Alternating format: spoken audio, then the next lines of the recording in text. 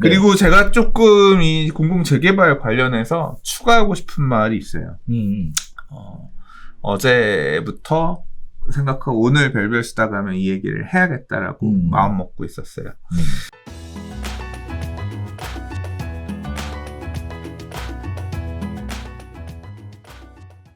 자, 세 번째 이야기 가겠습니다. 한남, 아현, 장위 등 서울 28개 지역에 공공재개발 돛을 올렸다라는 얘기인데요. LH나 SH가 시행하는 공공재개발 사업 1, 2차 공모 결과 서울 28개 지역이 후보지로 선정됐다고 합니다. 동의율이 충족돼서 사업을 진행할 경우 3만 가구 수준의 공급이 이루어질 전망이라고 하는데요. 서울시 등에 따르면 총 28개 구역이 2차 공공재개발 후보지에 추천됐다고 해요. 공모 신청 구역 47개 중 약 60% 규모라고 합니다.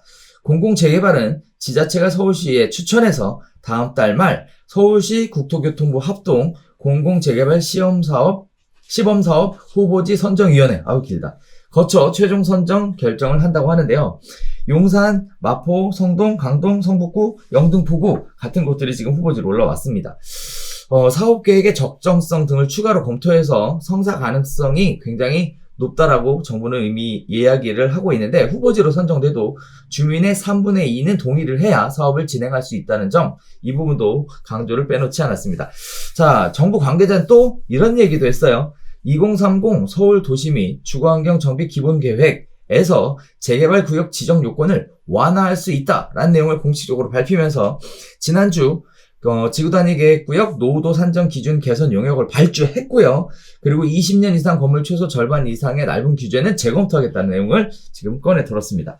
자, 말 많던 공공재개발 구역 후보지 지정, 네, 어떻게 보셨는지, 또 후보지 지정이 후보지니까 재개발 구역으로 지정이 될 수도 있고 또 안 될 수도 있다는 얘기인 거고요. 또 속도면 내에서도 고려해 볼 부분이 있는 것 같아요. 자, 이런 부분들에 대해서 어떻게 보셨어요? 그러니까 우리 지금 1차 공공재개발 사업 후보지 12곳이 올라가서 8개 지정하고 4개는 이제 못했잖아요. 그렇죠. 이번에는 지금 신청은 굉장히 많이 했는데 아직 지금 정비 구역 지정을 못 받은 곳들을 대상으로 해서 신청받았던 곳 중에서 이 재개발 사업은 그냥 주민들이 원한다고 무조건 되는 게 아니라 주거 기반 시설이 굉장히 열악한 게 조건에 맞아야 되고, 그렇죠. 주택들도 굉장히 노후한 게 조건에 맞아야 되고, 그래야 이제 재개발 사업을 추진할 수 있는 구역 지정 요건이 되거든요. 그 내용 기준으로 해서 현재 서울시가 재개발 정비구역을 지정할 수 있는 기준으로 따져봤더니 신청되었던 60, 70개? 47개네요. 47개 중에 대부분 이제 상당수가 그렇죠. 그 요건에 맞지 않아서 일단 니들은 요번에는 안 되겠다 걸른 거고요. 이제 그 선을 통과한 28곳 정도만 받았대요. 이제 요 내용을 놓고서 이제 앞으로 후보지를 정할 겁니다. 이 중에서 몇 곳이 될지는 조금 또 이제 봐야 아는 거고요. 왜냐하면 그렇죠. 일부 주민들이 신청한 거니까. 네네. 또 내부적으로 실제 갈 수 있을지 안 갈 수 있을지도 나중에 따져봐야 돼요. 동의도 나올지 안 나올지 따져봐야 되는 거고. 네. 이제 그건 추후의 문제지만 이 중에 아무튼 이 위원회를 서울시 국토교통 합동 공공재개발 시범사업 후보지 선정위원회. 아무튼 위원회. 위원회가 이제 어떤 여러 가지 기준들을 놓고서 구별로 배분의 문제도 있을 거고, 그렇죠. 여러 가지 등등 고려해가지고 아마 또 선정을 할 것 같습니다. 그래서 선정을 하게 되면 토지거래 허가구역 묶을 거고, 그 다음에 이제 기한 정해서 설명회 좀 하고, 그 다음에 주민들 동의 요건 받아 사업 시행자를 LH나 SH로 하는 이제 받고 다음 단계를 가겠죠. 네. 그리고 요번에 신청했지만 떨어진 곳들도 포기하지 말아라라고 한 이유는 뭐냐면, 이 서울시가 지금 시의회에서 이 재개발 구역 지정 요건, 이건 이제 서울시 조례로 정하는 부분인데, 그렇죠. 구역 지정 요건을 완화하는 내용을 지금 용역을 하고 있대요. 맞아요. 그러니까 요 용역을 하고 그 내용이 이제 서울시에서 통과가 돼서 이제 고시가 되면 그 이후부터는 좀 더 완화된 기준으로 공공재개발 구역을 추가로 지정할 수 있으니까 그 이후에 다시 신청하세요. 이제 요 얘기를 한 것 같아요. 그렇죠. 예, 그래서 이제 대재개발의 시대를 갑자기 정부와 서울시가 나서서 열려고 하는 그런 것 같아요. 때. 네. 근데 약간 좀 엉켜서 저도 명쾌하게 잘 모르겠는 부분이 이번에 신청한 이 공공재개발 후보지들이 2월 5일 이후에 물건을 사면 네. 청산되는 네. 그거에 해당되는 건지 네.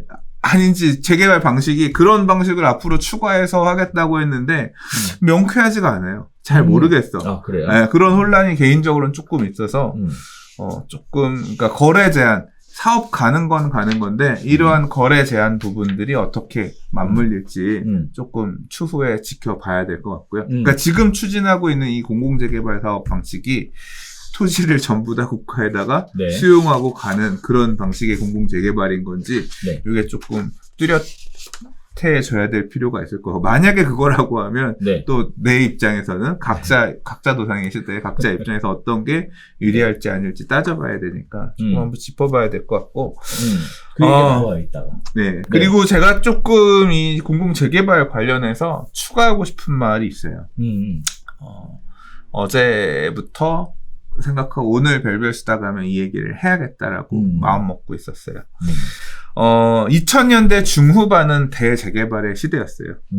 우리 대표님도 잘 아시잖아요. 그렇죠. 네, 우리 네. 대뉴타운의 시대였고 그래서 2007년, 8년 아주 그냥 2007년도, 8년도 가면서 2005년, 6년까지는 강남의 재건축이 시장을 캐리하는 어떤 큰 흐름이었다라고 하면 뉴타운과 재개발이 2007, 8년, 9년까지 막 엄청나게 막 붐업이 됐었잖아요. 네. 그 시절에. 근데 그 시절에 재개발, 초기 단계 재개발이며 진입하셨던 분들이 2010년, 11년, 13년, 14년 엄청나게 힘든 그렇죠. 고난의 시기를 겪었어야 됐죠. 그렇죠. 그나마 구역이 지정되어 있어서 조합이 되어 있어서 다음 단계로 갈 수 있었던 곳들은 어쨌거나 이번 상승장에 빨리빨리 추스려가지고 아파트까지 마무리된 곳들이 많았지만 그 당시에 초기 단계였던 재개발 구역들은 어땠어요?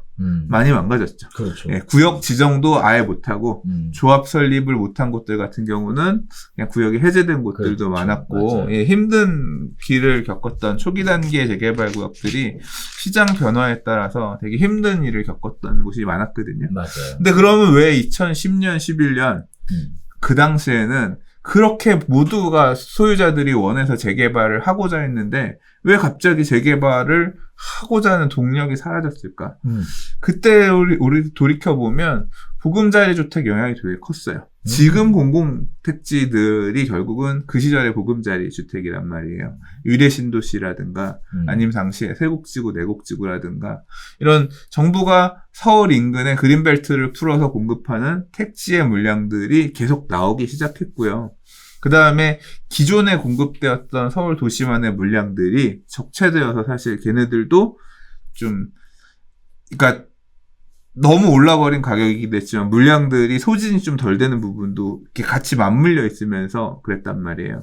근데 지금 제가 왜 이 얘기를 하냐면 지금은 아직까지 상승장에 후행하고 있는 모습이기 때문에 강남 쪽 부동산 가격들은 꺼덕꺼덕 그렇게 예전과 같이 높은 상승률을 보이지는 못하면서 네. 이게 힘겹게 고가갱신을 하고 있는 일부 지역이 있다라고 본다면 뭐 그 밑에 중하위 아파트 단지들 같은 경우 여전히 신고가 갱신을 하면서 강남이 치고 올라갔던 가격대를 쫓아서 올라가면서 갭을 메우는 현상들이 강남과 서울 수도권 지역에 지금도 발생하고 있잖아요. 근데 강남의 상승률은 지금 되게 이렇게 멈춰서고 있는 상황이란 말이에요. 그러니까 네. 결코 앞으로도 계속 치고 올라갈 거다라는 어떤 측면에서 긍정적인 시그널은 아니에요. 이 상승세가 주춤하다는 얘기 자체는. 근데 그러니까 이런 상황에서 지금 여러 가지 우리가 생각해 봐야 될 이슈들이 뭐냐면 정부가 이제까지 굉장히 큰 틀에서 많은 것들을 정책적으로 바꿨어요. 예를 들자면 임대사업자 등록하셔서 주택 많이 임대사업 안에 들어와서 다주택 하셔도 됩니다라고 하던 것들을 그렇죠. 완전 큰 틀에서 이제까지 했던 거랑 말을 바꾸면서 바꿨어요. 그래서 주임이사 걸려놓은 매물들이 네. 일정 시점 이후부터 이제 계속 묶였던 물건들이 시장에 나오는 물량들 그게 거의 100만 호라고 하더라고요. 그 물량이 시장에 세금에서 조금 자유롭게 풀려서 나오는 물량들이 대기하고 있다는 것도 생각을 해야 돼요.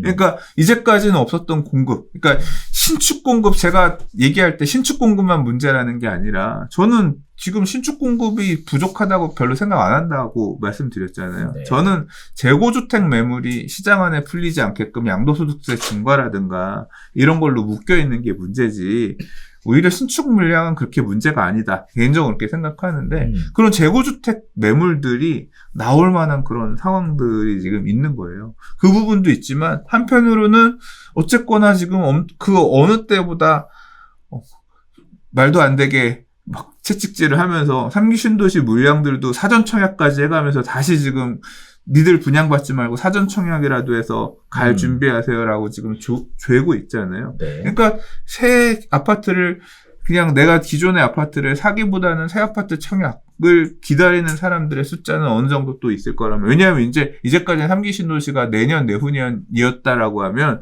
당장 올해부터 입주가 몇 년 뒤라고 하더라도 사전 청약을 받으면 일단 내가 들어갈 수 있는 조건은 되는 거잖아요. 이제 그런 숫자들도, 그러니까 실질적으로 주택을 구입하는 것과 비슷한 어떤 마음의 안식을 얻을 수 있는 기회들이 올해부터 열리기 시작한단 말이에요. 그러니까 상황이 앞으로 내가 재개발 투자를 해서 엄청 좋아지는 상황만, 꽃그림만 있는 게 아니라 꽃그림이 아닐 수도 있는 상황에 대한 하나씩이 지금 뚝뚝 떨어지고 있는 상황이에요.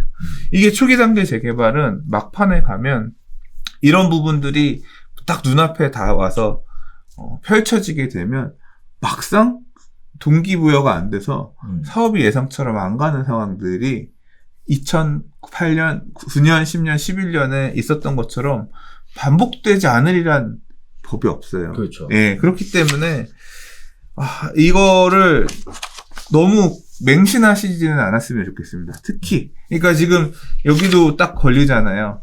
이 노후도가 맞는 지역들 같은 경우는 그나마 가능성이 있지만 또 아닌 곳들도 뭐 완화해서 갈 수도 있다. 또 여기는 안 됐지만 다음번에 되지 않겠냐. 이런 기대감으로 초기 단계 재개발들을 좀 무모하게 공격적으로 들어가시는 분도 계실 수 있을 것 같은데, 되게 신중하게 조심하셔서 들어가셔야 되는 시기다. 이게 가격은 올라요. 되든 안 되든 이 상승장의 어떤 끝무렵까지는 이런 초기 단계 재개발 아무 구역 지정이고 뭐가 안 된 곳들도 사실 가격은 올라요. 그렇죠. 근데 그게 딱 끝나면 사라져요. 완전히 싹 내 걸 받아 먹어줄 수 있는 시장의 수요가 아예 없어지고, 그 다음 매수세가 뭐 한 1년 뒤면 올까 2년 뒤면 올까가 아니에요. 한 8년? 10년? 내가 상금액에서 내 구조대를 받아줄 수 있는 사람 자체가 그런 사라지는 시기도 올 수가 있거든요. 그렇기 때문에 이 공공재개발 다 돌렸다 기사에서는 희망을 얘기하고 당신도 이걸 통해서 수익을 낼 수 있습니다, 이런 어떤 시그널을 얘기하지만 현실은 꼭 그렇게 달콤하지만은 않을 수 있고, 이 기사에서 보이지 않는 다른 환경에서는 그런 단서들을 하나씩 던져주고 있습니다. 그냥 예를 들어 3년 뒤 4년 뒤에 공공 분양 물량 뭐 교산이고 왕숙이고 막 지금 분양 물량들 계속 나오고, 나 재개발에도 좀 관심 좀 가져줘 하고 싶은데 언론에서는 3기 신도시 얘기만 졸라 해대고, 한편으로는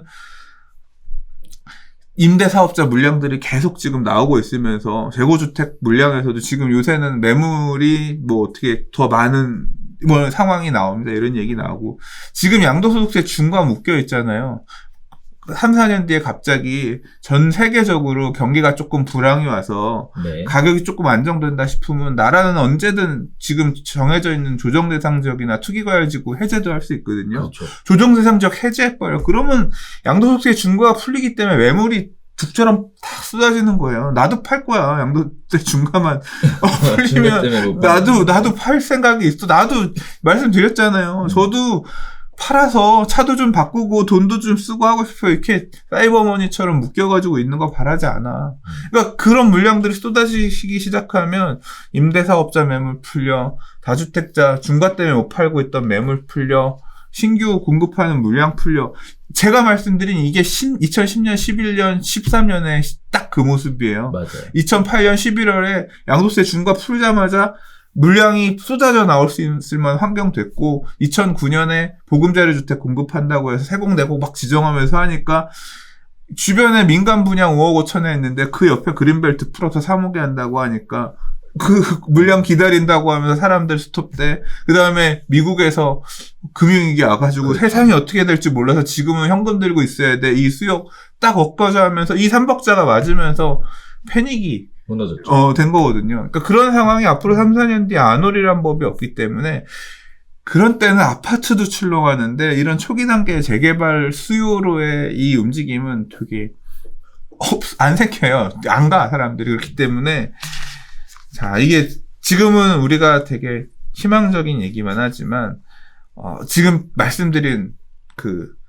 안 좋아질 수 있는 가능성의 시그널들, 정책적 변화가 한 개, 두 개 나와 있는 상황이라 좀 그런 보수적으로 안 좋을 수 있는 가능성에 대해서도 어느 정도 계산을 하고 움직이셔라.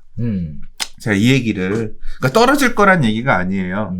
이런 악재가 될 수 있는 내용들, 현실적으로 악재가 될 수 있는 내용들이, 가능성들이 하나, 두 개 지금 시장에 뿌려져 있는 상황이고, 그런 시그널들이 나와 있는 상황이기 때문에, 검토하셔서 잘 회피하실 수 있었으면 좋겠습니다. 자, 요약해보면 그런 얘기인 것 같아요. 네, 초기 재개발 사업지다. 다시 얘기하면 시간이 오래 걸린다. 장기적인 관점에서 이렇게 접근하게 되면 리스크가 생길 가능성이 높다. 따라서 이 리스크가 생길 가능성까지 염두에 두고 그리고 접근해야 되는 시장이다. 따라서 보수적으로 접근할 필요가 있다. 이렇게 얘기하면 되죠. 그러니까 지난 텀에서도 초기 단계 재개발 나중에 비싸게 받아먹은 사람들이 제일 곡소리 났어요. 맞아요. 이번 텀에서도 그럴 위험이 있으니 조심하셔라.